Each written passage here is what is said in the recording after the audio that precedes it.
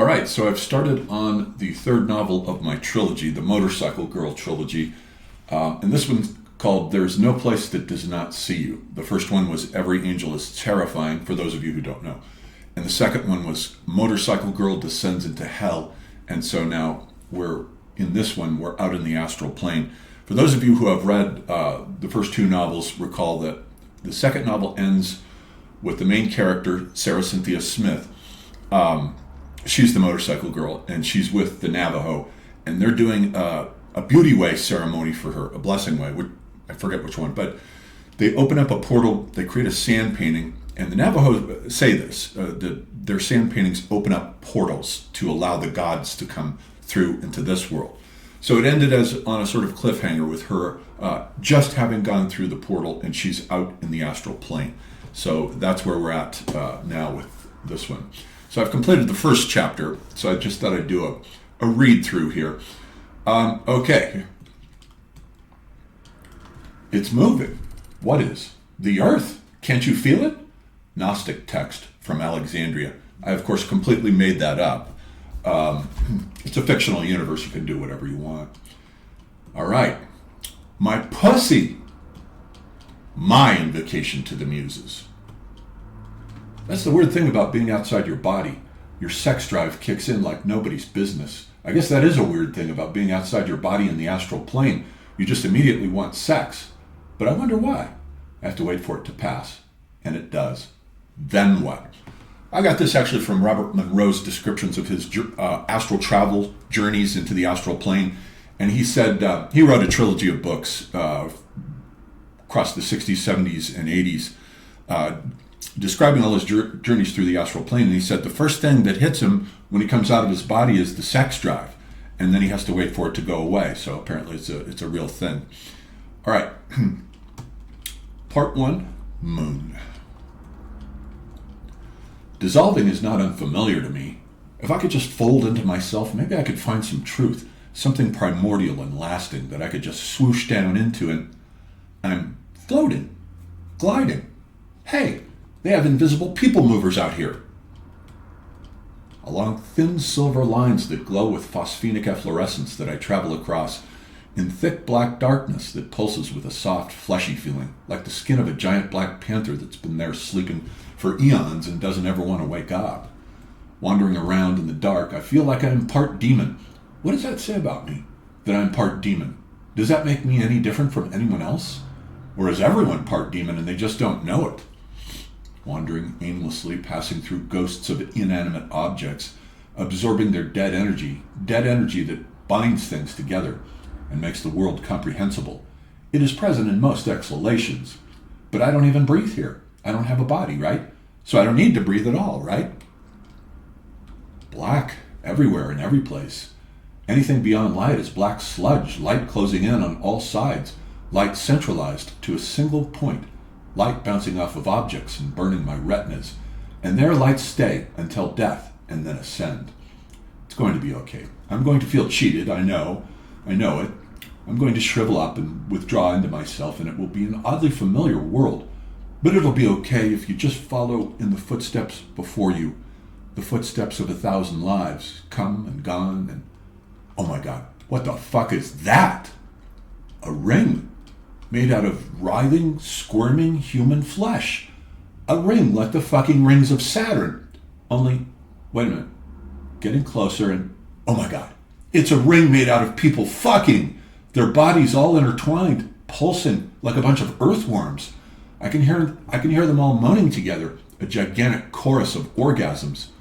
And then over there, turning to see the earth, only it's glowing, incandescent, bioluminescent, pink gold amber iridescence, a great round burning jellyfish striped through with silver lines, and the space around it is filled with swirling peach-colored carnivorous forms. A satellite comes rushing at us, slicing through the ether like a speedboat, disrupting the lucid calm of sailboaters, its black insect eye gleaming at us, cold, unseeing, unfeeling, and then it's gone. Moaning. A low, solemn moaning like the dirge of mourners following the train of an African funeral, then louder, rushing through them, furious vortices of a tempest building to a crescendo, then falling, rising again. And then over there, whoa, it's the motherfucking moon! A bleached white round bone spotted with craters, only it's like I have x-ray vision and I can see through it, right to its core. And the core's not empty. There's a tiny city in there, made out of a spider web of dried semen. And inside each of the little pockets, there are people with no hair, wearing white robes. And they've got rabbits, trapped in spidery cocoons hanging all around them, made out of filaments of amber light. And everyone is busy working on something. They're churning something with carnelian pestles and small coffee cup-sized mortars made out of bones and padded with gray rabbit skin furs. What the fuck are they doing? I'm going closer. I have to zoom in. Zeroing in on one woman, I hover over her left shoulder, but she already knows I'm there. And she knows what I'm thinking, because it's all telepathic out here. What are you doing? And who are you? My name is Chang'e, she says. In other words, I've given her the name of the Chinese moon goddess who lives in the moon, and she has a rabbit with her. That's why we have the rabbits, and her name is Chang'e. But notice that Chang'e, if you look at it, it looks like the English word change, and the moon rules all changes. It also rules the sex drive.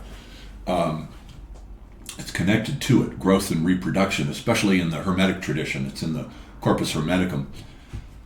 My name is Chang'e, she says. I live here with a monastic community, and we extract a special elixir from these rabbits. She keeps grinding. She doesn't even bother to look at me because she doesn't need to. And I look over her shoulder to see her mashing some kind of green powder. Are you an alchemist? That I am. I just finished a lifetime as a Chinese alchemist. I worked in an apothecary shop on a street in a small Yangshao village of farmers who used bronze plows to cut open their brown fields like surgeons operating on bodies. And they were all afraid. She pauses. Of what? I say. Of the dragon, she says. What dragon? The one that crept up out of the ocean millennia ago when we were all still climbing trees, but it grew tired of becoming rain, and so it decided to become earth instead, and it turned into a very large mountain and fell asleep. But sometimes it moved, and then what happened? Earthquakes, of course. Turning now to look at me with eyes made out of molten quicksilver. As it turned over in its sleep, and the hills were like sheets that got rumpled that way. Where did the dragon come from? The ocean, of course. But no, I mean, where originally? Oh, I can see some of your memories, she says. You already know the answer. And what's that? It started as single-celled bacteria in the Proterozoic that eventually clumped together to form Leviathan, like what you read about in your father's red notebook. Red because the pages have blood inside them. You couldn't see it, but you could now, with the new eyes that you've got over here. And the pages? What about the pages?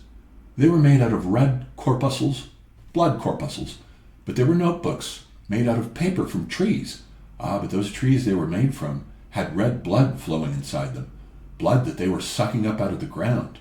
You mean blood from inside the earth? Yes, the earth is a living thing, but you already know that from studying your father's journals. You've learned a lot, actually, a lot more than you realize.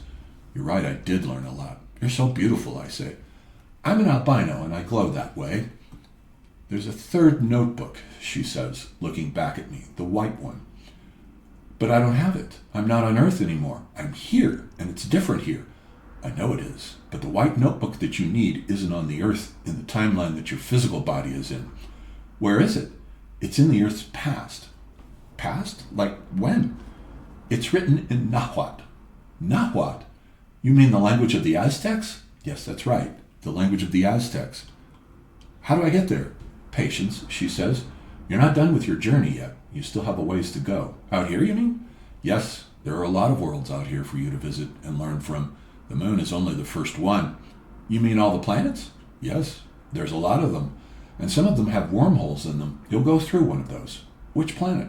I'm not allowed to tell you that. You're on a journey, and you have to find out. Your Hopi friend will want to see that notebook. But if it's in Nahuatl, how will he read it?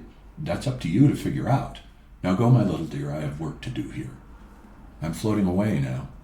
The people mover has got me again, and I can feel it pulling me away from the moon to... where? And that, of course, will be part 2, Mercury. So just as the second volume, Motorcycle Girl Descends into Hell, was meant to rhyme with Dante's Inferno, So this volume is meant to rhyme with Dante's Paradiso. As Dante journeys through the planetary spheres, so too the motorcycle girl will journey through these planets, and in each one of them will have some kind of adventure that is relevant to the archetypal resonance of that particular planet. Okay, so that's it for now.